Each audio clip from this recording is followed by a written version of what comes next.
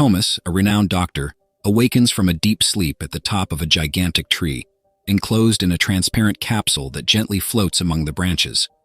Around him, the sky stretches vast and starry, immersed in deep darkness. He carefully descends to the base of the tree, holding it tightly and silently, promising never to let it perish. With a delicate gesture, he peels a thin piece of bark, places it between his lips, and tries to sip the vital sap. Suddenly, a woman appears, interrupting his concentration. She invites him for a walk, but Thomas, absorbed in his scientific responsibilities, declines, pointing to a modern office that appears in the background, symbolizing his relentless commitment to science. The woman's insistence frustrates him, and he ends up reacting harshly. However, realizing his mistake, he finds himself once again under the tree, now ashamed, and murmurs an apology as the female figure fades into the night. After doing some exercises under the starry sky to relieve stress, Thomas sits beneath the tree and begins preparing ink and a metal pen to tattoo his hand. Nearby, a bed with a dying woman materializes, bringing forth memories of past happiness.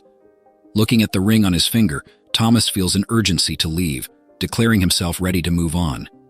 His reflection is interrupted by the voice of Izzy, his wife, calling him for a walk. His irritation returns, and he finds himself abruptly back in the office.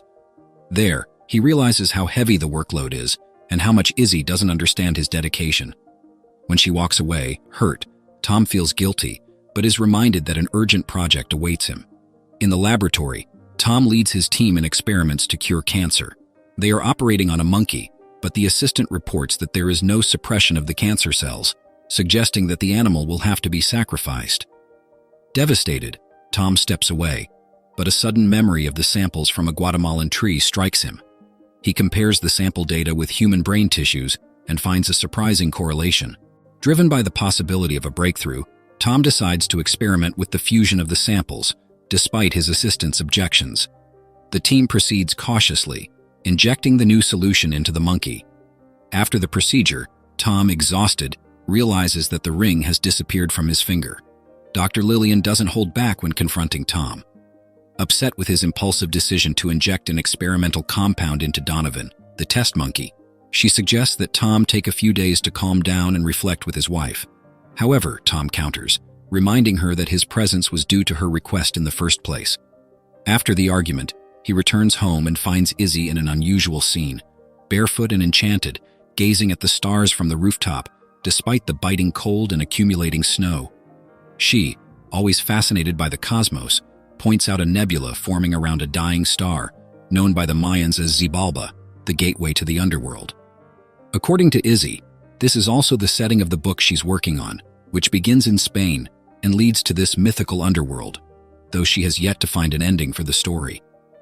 As Izzy philosophizes about stars and rebirth, Tom notices she is barefoot and panics at the thought of her getting sick. He carries her to the bathroom, worried, and gently places her in the tub to warm her up. In this intimate moment, Izzy notices the absence of Tom's wedding ring and makes a joke about him wanting to be alone, which initially offends him, but she soon apologizes for the ill-timed joke. He then warms a sponge to comfort her, but realizes that Izzy feels neither hot nor cold, which visibly frightens her.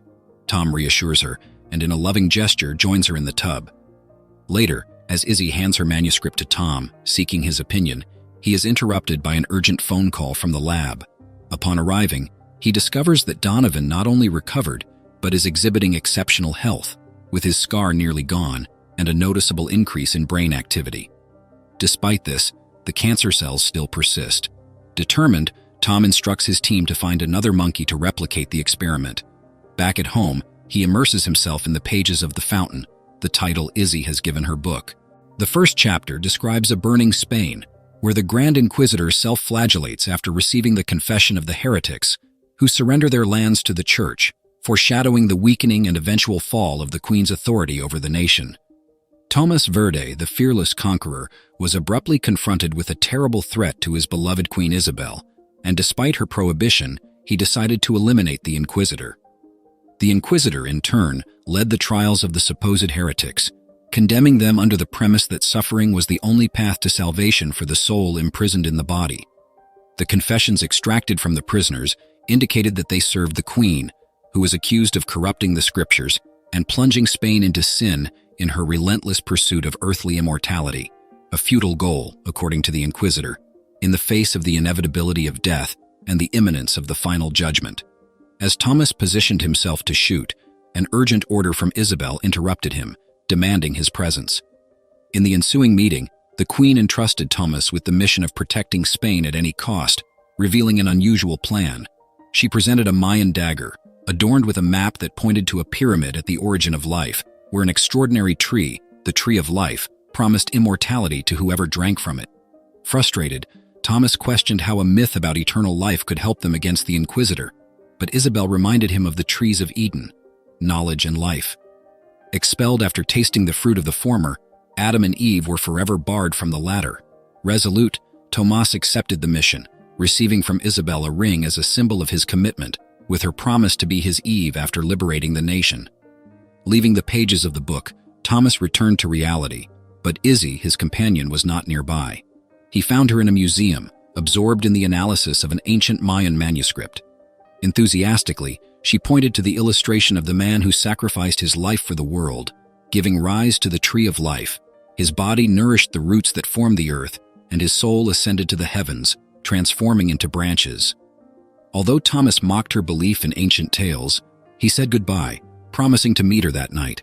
However, as he left the place, he heard a crash, books on the floor, and Izzy unconscious. Later at the hospital, while Izzy faced the imminence of death, Thomas reassured her that there was still hope. However, she comforted him, saying she did not fear the end, as she had felt supported in her fall. Anxious, Thomas returned to the lab, where the scientists were celebrating a groundbreaking discovery. Donovan's brain had rejuvenated by 12 years, although the cancer still persisted. Tom, visibly upset, quickly dismissed his colleagues, determined to move forward with the next stage of treatment.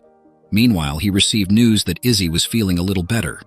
Even so, he did not set aside his professional responsibilities. After the operation, Lillian, with a tone of frustration in her voice, warned Tom about the need for patience. However, he cut the conversation short, reminding her that his battle was against cancer, not aging. Lillian, perplexed by the fact that Tom was not by Izzy's side, cautioned him about the impossibility of finding an instant cure. Disturbed by the memory of his missing wedding ring, Tom replied harshly. Later, at the clinic, Tom found Lillian beside Izzy's bed, where she apologized for his earlier behavior, saying she understood the pressure he was under. By his wife's side, Tom received a touching gift from her, a set of writing pens. Izzy explained that her book was still incomplete, without a final chapter, and asked him to help her finish it. Tom hesitated, claiming he didn't know what to add, but Izzy reassured him, saying he already had all the answers. She then recalled the story that Moises Morales had told her about his father's death, and how a simple seed had transformed his memory into a strong tree. In this way, when the birds fed on the fruit in a sense, his father still flew among them. Izzy revealed that she no longer feared death and expressed her desire to be buried at her farm, a request Tom tried to interrupt, but she insisted, reaffirming that she would always be with him. In a leap to another dimension of the narrative, Tom sees himself as a cosmic traveler, standing at the base of the great tree. He touches the trunk and speaks to it, promising that Xibalba would soon be conquered and that the tree would blossom again. In the morning, upon opening Izzy's book, he delves into the stories of the Franciscans in their expeditions across the Americas. One night, their leader discovers the mythical pyramid of eternal life, but access proves fatal for many. When the group begs him to turn back, a treacherous assistant wounds the priest, who, before dying, reveals the exact location of the pyramid. As Thomas reflects on Isabel and her ring, a signal from the medical equipment pulls him back to reality, only to find Izzy lifeless. His desperate scream echoes as the doctors try in vain to revive her. Amid this chaos, Lillian arrives to announce that Donovan's tumor was regressing, but she is soon met with the tragedy of Izzy's death. Tom tried desperately to revive Izzy, but it was useless. Meanwhile, in his cosmic existence, he watched the tree die, and overwhelmed by horror, he let out a piercing scream. At Izzy's funeral, Lillian tried to console Tom, reminding him that Izzy had found peace before she passed. But Tom couldn't accept it, stubbornly holding on to the belief that death was just another disease to be cured. He returned to Izzy's book, revisiting the passage where the Mayan priest faced the conquistador, seeing only death on the horizon. Frustrated, Tom slammed the table, spilling ink everywhere. The ink stains reminded him of the lost ring. Determined, he took a pen and drew a ring on his own finger, a symbolic tattoo to never forget Izzy. In the cosmic realm, he contemplated the ring tattoos on his hand, eternal symbols of the love he felt for her. With resolve, Tom returned to the lab, determined to unravel the mysteries of death. To them, delaying aging was synonymous with abolishing death, and that became their focus. In the cosmos, Tom observed a golden star lighting up above the Xibalba tree. While standing beside the tree in a transparent capsule, he constantly relived the moment when Izzy had asked him to join her, and he, too busy, had refused. Consumed by guilt for not being by her side in her final days, he asked to be left alone. Looking up, he saw the figure of Queen Isabel, reminding him of the promise to liberate Spain. In that moment, Tom understood that his true prison was the fear of death, a fear from which Izzy had freed herself. Inspired by her, he too found liberation. The scene expanded, revealing the tree encapsulated in a transparent sphere floating in the cosmos. Tom embraced the trunk, murmuring about eternal life. Then, Izzy appeared again, inviting him to walk with her. This time, instead of choosing work, he followed her. In another dimension, an alternative version of Tom climbed the tree and suddenly rose above it, assuming a lotus position, finding inner peace. Now, before the wounded Mayan priest, Tom, in a state of enlightenment, was recognized by the priest as the progenitor of all life.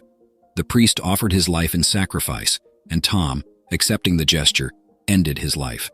Thomas left the pyramid, walking toward the lake where the tree of life thrived. He inserted the dagger into the surface of the trunk, and a milky sap gushed from the incision. A drop of this substance touched the ground, and almost instantly, a vibrant and flowering shrub emerged. Thomas spread the sap over his own chest, where it performed its healing effect, closing the open wound. He also ingested some of this miraculous sap. According to the ancient Mayan legends of creation, his body began a spectacular transformation. Flowers and grasses started sprouting from his skin, symbolizing the emergence of new life as he made his sacrifice, releasing the precious ring of the queen. In a cosmic parallel, his space-bound counterpart found him and slid the ring onto his finger. Immediately, the star around them became a supernova, engulfing the tree in the space-time bubble and everything within reach. The space traveler's body was assimilated by the tree, enabling its regeneration. Izzy's specter, in turn, harvested a fruit from this newly reborn tree of life and handed it to Thomas, still on Earth.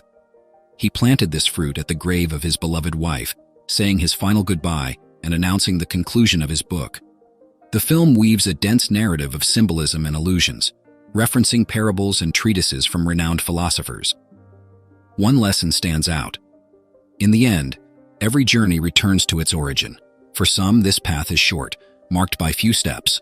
For others, it involves an eternal cycle of rebirths.